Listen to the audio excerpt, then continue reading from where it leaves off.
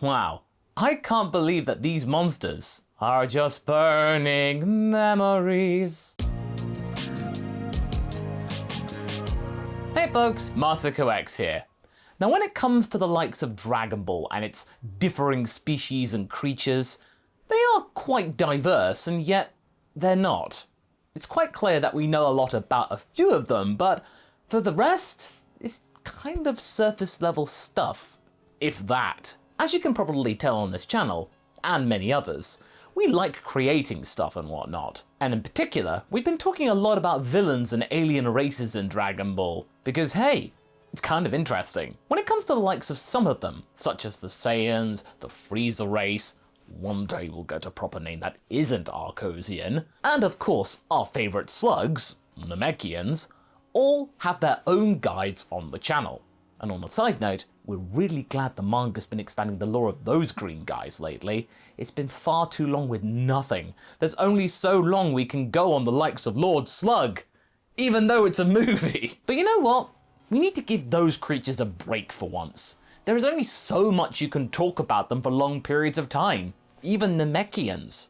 Sometimes we need to get back to the roots of the original Dragon Ball series, and that is exploring the classic Eastern lore, but with Toriyama's charm thrown in for good measure, as well as his juvenile humour. But hey, Toriyama's trademark wit with that is especially apparent in the days of early Dragon Ball, when our heroes had to often stand against various monsters on the daily, not just the same ones for dozens of episodes like we saw from the King Piccolo saga onwards.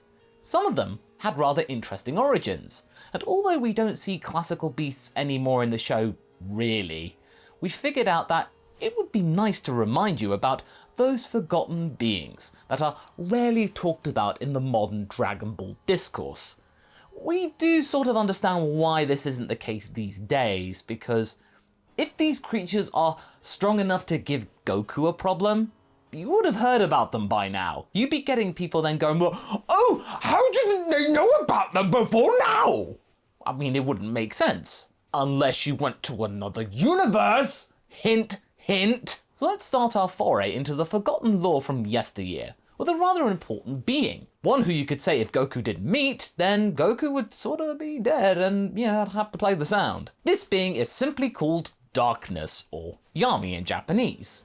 No, not that Yami with the leather pants, those rather fetching leather pants. No, this Yami!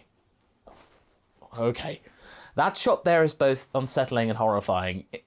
Is this still Dragon Ball? Yeah, I know, I remember the arc and I totally forgotten about this bit, but... oh, let's move on. Seeking Ultra Divine Water, Goku and Yajirobe encountered this thing of darkness on their journey, when it sees them fighting an ice monster. All of this during their pursuit for the ultimate strength in the fight against King Piccolo deep within the bowels of the towers above Earth. Then, our protagonist falls into the depths of the cave, where using the form of his friends, he tries to keep them there forever in his lair, trying to hoodwink the young boy into thinking that his friends are here and that all is well and they don't have to go anywhere. But that ain't gonna cut it, because come on, you're talking to the main character. I'm sorry. In the end, Goku is fighting the monstrosity, obviously, and yet is showing reluctance, which causes the being to then reward him with the Ultra Divine Water. I mean, hey, take what you're given. In a way, darkness in this series can be seen as two things. Not only can they be classified as a forgotten monster, hence why they're in this video, within the space of Dragon Ball, but also as a forgotten mentor to Goku. Easily the most disturbing one. In a sense, this creature teaches Goku about the value of his own perseverance and fortitude. It's quite compelling, actually. Roshi had previously taught the child about the idea of discipline and determination, and yet Goku had not anticipated the relentlessness of King Piccolo. Darkness comes in here, as part of Goku's quest for the water that will help him prevail against demons, by then being G'd up by a demon. Now, it's pretty obvious that this monster has to be based on something from Japanese folklore, possibly a yokai, because that's what the early days of Dragon Ball were all about. And don't worry, we've got you covered there. Things are remaining true to form. In this case, the being is called Umibozu, I really want to focus on this one first of all because this, to me, is the most un-Dragon Ball-like creature that I had ever seen. There is no real alternative example I've seen since, really. I mean, no, the Makio Star doesn't count, or the Big Getaster. But yeah, this is just a dark entity with vague dots for eyes to show that something's there. Anybody who's listened to Everywhere at the End of Time with Voices, Stage 6's face is like that. Very scary. I mean, I won't show it here, but just Google it. But yeah, it makes you think. Sometimes the scariest thing is nothing. Darkness. Let's fill you in with Umibozu, the most obvious inspiration for this nightmare fuel. It is said to be a sea spirit that would traverse the waters and hound the ships of sailors for generations. Supposedly, its goal was pure and utter chaos. It would do this by either straight up wrecking ships right from the start and leaving the poor occupants to drown or freeze to death, or it would be a little bit more merciful. It would demand a bucket or a barrel from the sailors, so it can then drown the ship's crew. That seems like a fair bargain, don't you think? Apparently, the only way to safely get away from this beast was to confuse it with a bottomless barrel. Yeah, now of course, Toriyama didn't rip Umibozu wholesale. It was a little more subtle than that. In this case, the being that darkness is derived from is much more malevolent than what we saw in the episode with Goku and Yajirobe. Nobody drowns here. I mean, darkness is ultimately helping Goku. But it seems that darkness is mostly inspired by the look and the feel of the monster, rather than the actual behaviour. But the ambience is very much the same, as well as the location, deep within an infinitely inky black body of water, which you could easily say is like the similar contents of the teapot with the water that Goku imbibes. Perhaps this is a test to see if the very darkness they witness is something that Goku can stomach ultimately. And turns out he can. Whereas Yajirobe, he couldn't even handle one drop of the thing. Telling. Okay, that's enough darkness for one video, I promise. Next, let's pick something a little more cuddly and silly, as we now jump to GT for some variety. And yes, hear us out, GT is worth talking about. Although our next example is certainly not the most fondly remembered part of the series, Tsunama does have some very interesting origins that will at least give you some sense of clarity or understanding as to why they did things in GT the way they did.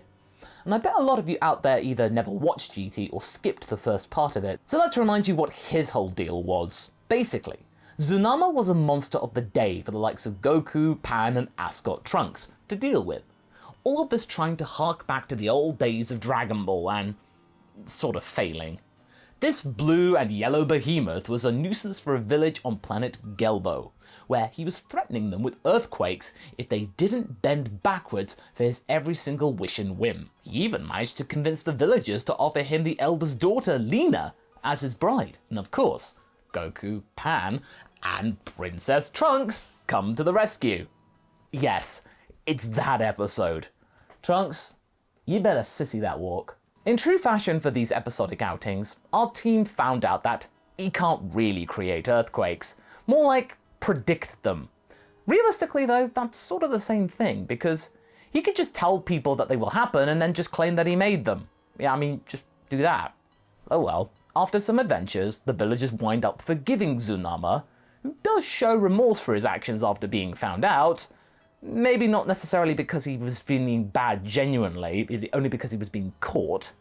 And they do accept him into the village, acting as their barometer for earthquakes. Now, if you're a Pokemon player, Tsunama might remind you of Wishcash, which is also based on Catfish, and has something to do with earthquakes.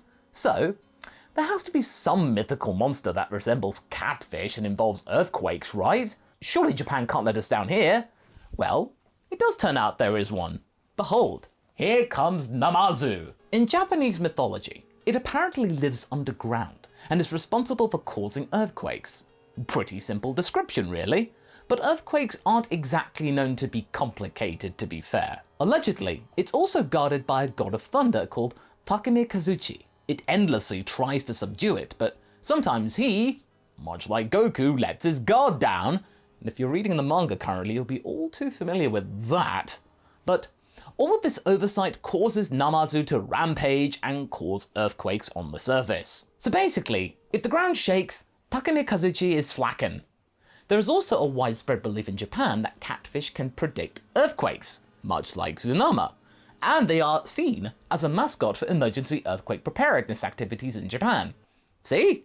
This is an earthquake early warning FN radio, which has the earthquake early warning Namazu logo on it. And it's a catfish.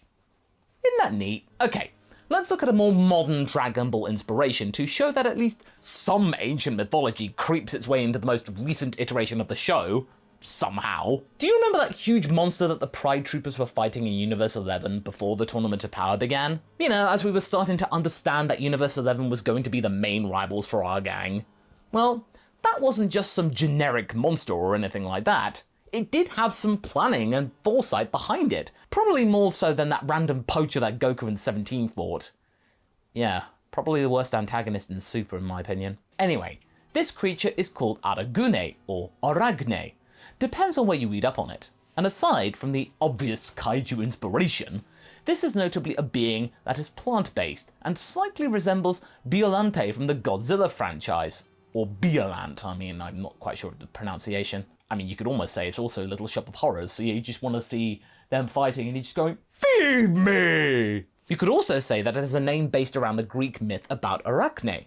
Arachne supposedly challenged Athena, or Minerva if you prefer the Roman nomenclature, to a contest in weaving.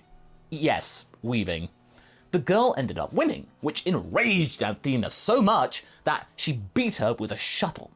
This caused her a lot of shame, which led to Arachne taking her own life. After death, she was then transformed into a spider, hence why spiders are sometimes referred to as arachnids. Once again, the monster doesn't seem to have anything in common with its namesake, really, but it is an interesting coincidence that an episode that was a part of preparing us for the Tournament of Power featured a monster named after the main protagonist of a cautionary tale, which was supposed to warn mortals not to place themselves on an equal level with gods. That could have come in handy an arc ago. I mean, it's an interesting coincidence, but it's a coincidence nevertheless. Now, speaking of kaiju, they appear quite frequently in Toriyama's world, aside from Hirudegarn. There's Godzilla, King Ghidorah, Gamera in their baby version, and Baragon. They all have cameos in Dragon Ball. Some of them are less obvious than others, but they're there. Now, if we're going to be keeping up with the cinematic inspirations motif, there is of course Yakon from the Buu saga, Barbady's pet that Goku faced. We know that he's capable of eating light energy, but funnily enough, his origins are a little bit more Western, or at least they seem to be upon our research for this video. Knowing Toriyama's love for Star Wars, and it's a big love, it doesn't seem too far-fetched to assume that Yakon is based on the Rancors from the Space Saga.